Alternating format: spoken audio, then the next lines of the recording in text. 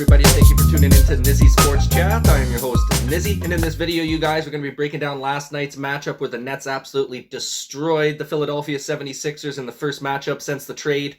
Obviously, that big blockbuster trade that went down before the trade deadline, sending James Harden over to the Philadelphia 76ers and Ben Simmons, as well as Seth Curry and Andre Drummond heading over to the Brooklyn Nets.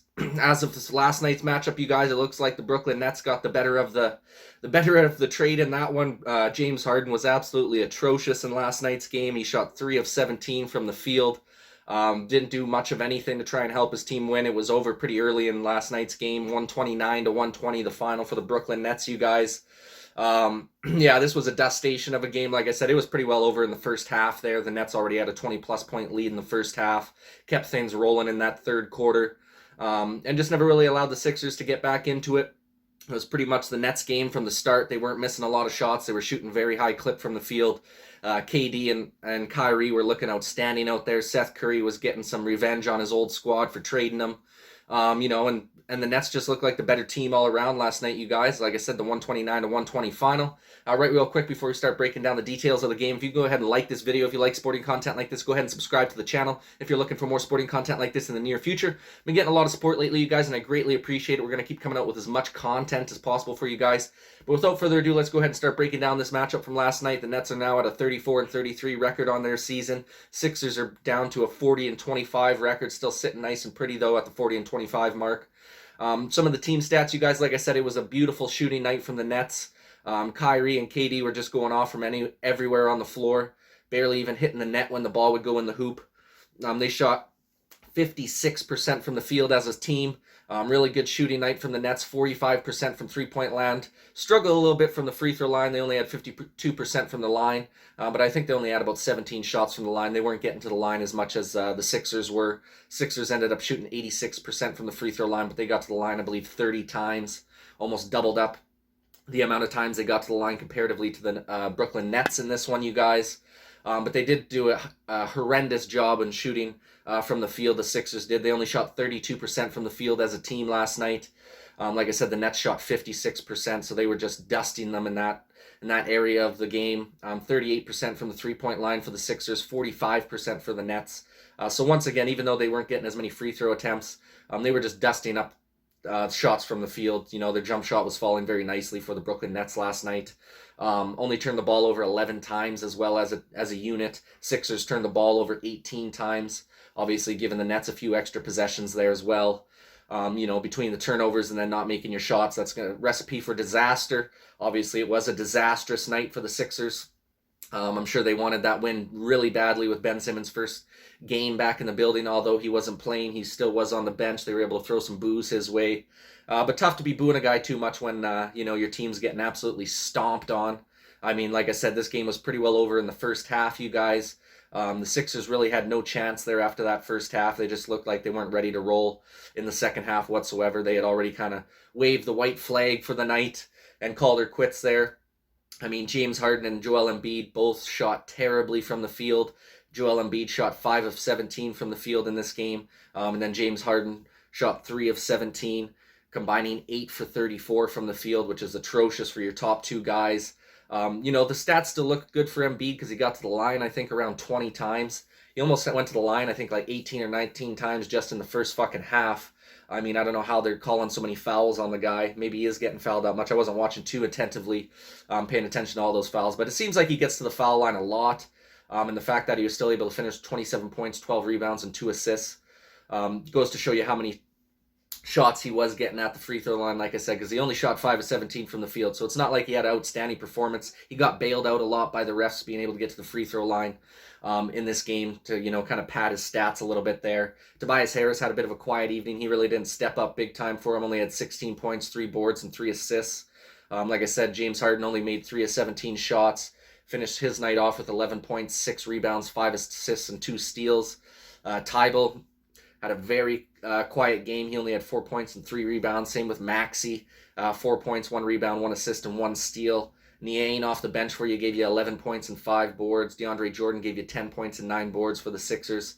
But overall, man, they really don't have any depth scoring on their team anymore. They pretty much traded away their big-time assets to get James Harden. So you got to be very careful with this Sixers team going forward now, because really, if Embiid and Harden aren't going off, they really don't have anybody who's going to be able to come in there and take a bulk of the scoring load. They really got a two-headed monster there, but if one of those guys isn't showing up, or both of them, like for instance last night, both of them shot atrocious from the field, 8 of 34 combined. And then you had nobody else step up on that squad. Tybal and Maxey, your two young stars. I wouldn't call them stars, but two young good role players. Who you're gonna need more out of them, especially come playoff time. Those were supposed to be two guys that were kind of gonna take a step forward with Seth Curry being gone. And they're gonna need to step up their game big time if the Sixers are gonna want to have an opportunity to compete for a championship this year. And this is just classic James Harden. As soon as he gets into a big moment, a big game, it's happened to him in the playoffs a lot as well. The dude just doesn't rise to the occasion in the big time moments. Once again, he proves us right on that aspect in last night's performance. Not really rising to the occasion once again. So it's going to be very interesting. It's going to be an absolute failure of a trade for the Sixers team if they get ousted in the second round of the playoffs or the first round of the playoffs, and Harden kind of falls by the wayside and doesn't, produce those MVP caliber numbers that we're used to seeing in the regular season. So it's going to be very interesting to see how it plays out for the Sixers squad. Over to the Nets side of things, you guys, they had an outstanding game last night. The whole team played phenomenal. Their defense really stepped it up there in that first half, really just, battening things down on that Sixers team, really not allowing them to get a lot of open space, really making life tough on James Harden there, doubling him up a lot with the double teams on the defensive end. Drummond had a decent performance for you, finishing with 7 points, 7 boards, and 2 assists. You had Bruce Brown pitching in with 11 points and two rebounds. Seth Curry had an outstanding game. I mean, this has been an absolute steal of a pickup to go along with Ben Simmons, you guys. This might be the best piece that they added out of that trade, just with his scoring ability and being able to be a great role-playing scorer for this team. A guy who can get you buckets if Durant and Irving aren't having a great game, or if Irving's not able to play due to the protocols. You can have Seth Curry come in there and play a great basketball game for you. He finished off last night with 24 points, 1 rebound, 2 assists, 5 steals, and 1 block. Doing everything that he can for you on both ends of the floor. Like I said, I think between him and Drummond and getting Ben Simmons, I think they won this trade, in my opinion. They got the younger players. They got more players, better role players. Harden's already, I think, 32 years old, so he's kind of entering the end of his prime / the end of his career anyways right now. So great game from Seth last night. Durant had a nice solid game as well. 25 points, 14 boards, 7 assists, 2 steals, and a block. Pitching in it everywhere's out on the floor, just being that leader that this team so desperately needs. It's good to see him back out on the floor there. I mean, this team is going to be absolutely deadly, especially if Kyrie Irving can get approval to play in all of the home games as well throughout the playoffs. He finished off his night with 22 points, 4 boards, 5 assists, 1 steal, and 2 blocks. James Johnson coming off the bench gave you 16 points, 3 rebounds, 3 assists, and 5 blocks. Just nasty on that defensive end. Claxton did a good job for you off the bench as well with 9 points, 8 boards, 2 assists, 1 steal, and 3 blocks. You had Patty Mills pitching with 10 points, 1 assist, and 2 steals as well off the bench. So you just had a great team effort from this Nets squad. Like I said, they're going to be a force to be reckoned with come playoff time, man. I know they've been struggling this season. They haven't had a lot of high-quality stretches of basketball, but they really haven't had their team together for most of the year. Obviously, James Harden was pretty disgruntled there for a while, so he really wasn't giving you a top-end effort when they were on that big-time losing streak while Durant was still out with that knee injury. So, having him back in the fold, once Ben Simmons gets out there, you're not going to rely on him to be a heavy scorer. If he can give you 15 points a night, pitch in 4 or 5 assists and get 6 or 7 boards for you, and just play big out on the floor, play hard-nosed defense, that's going to help out this Nets team immensely. I think Curry can be a guy who can really take a bulk of the scoring load for you on the nights that Kyrie's not there. Obviously, Patty Mills can step up and play some more minutes as well when Kyrie's not available to go due to the protocol issues. So at the end of the day, you guys, the Nets are a scary team. I would put them above the Sixers right now for a team I wouldn't want to face in the playoffs. Same thing with the Milwaukee Bucks, you guys. I think the Nets and the Bucks are the 2 top teams in the East that you're going to have to deal with in the playoffs. Miami's up there as well. I just don't think they have enough bottom-end talent. And I just think the top-end guys like Giannis and KD are just going to overmatch guys like Jimmy Butler and Bam Adebayo on those squads. So I really see the Nets and the Bucks making a good run here in the postseason.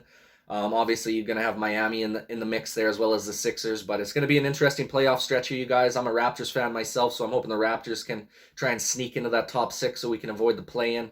Obviously, the Raptors haven't been playing too good since the All-Star break. We got a big game coming up against the Suns tonight. But that pretty well wraps it up, you guys. Just want to have a little chat about the game last night. The Nets absolutely dusted up the Sixers 129-120. What are you guys' thoughts on the game from last night, man? You think the Sixers are kind of look great on paper, but they're not going to show up in the big moments in the playoffs, or you think these guys are going to have a legitimate chance of making a championship run this year? Personally, in my opinion, you guys, I don't think the Sixers are going to make it to the finals this year. I see them exiting probably in the second round or the Eastern Conference Finals. I just don't think they're going to have enough juice or enough back-end role player depth to be able to make a big push for the championship there, you guys. So that's just my opinion. I think the Nets are going to have a good chance. I think the Bucks are going to have a good chance. Those are my 2 teams that I'm picking to make it out of the East this year. But like I said, love your guys' opinion in the comment section down below. Who do you think is going to be able to come out of the East this year? And make a run at the finals here, you guys. Like I said, love your opinion in the comment section down below. That pretty well wraps her up for this one. Please go ahead and like this video if you like sporting content like this. Go ahead and subscribe to the channel if you're looking for more sporting content like this in the near future. Thank you guys so much for watching, man. And this is Nizzy with Nizzy Sports Chat.